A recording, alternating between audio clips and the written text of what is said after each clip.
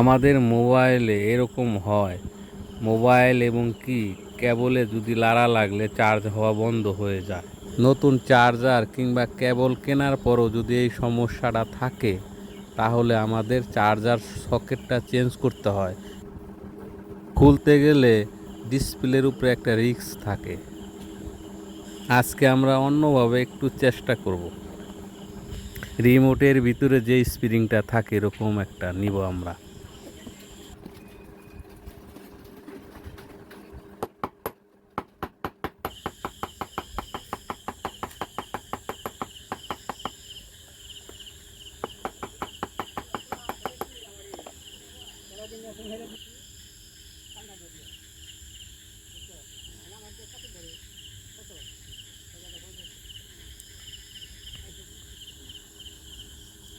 অনেক পাতলা করে নিতে হবে জিনিসটা।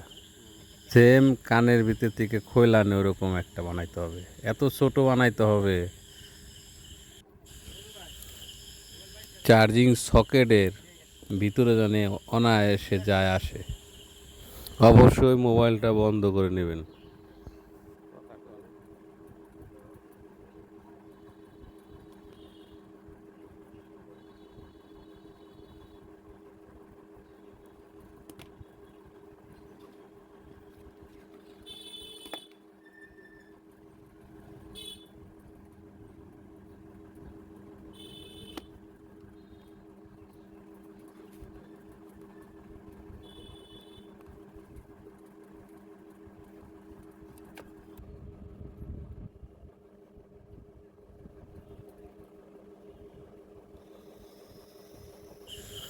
সকেটের ভিতরে একটা জিবলার মতো আছে মাঝখানে, শুধু ওইটা উপরে পরিষ্কার করতে হবে।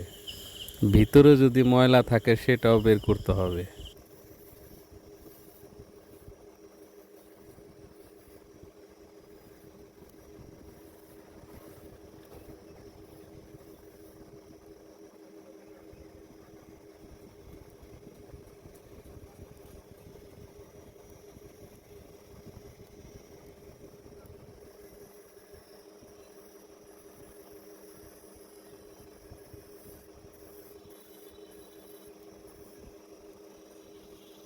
সাবধানতার সাথে কাজটা করতে হবে।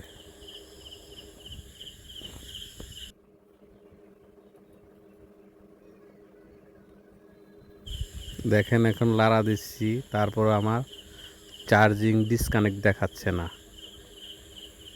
তার মানে আমার কাজটা হয়ে গেছে।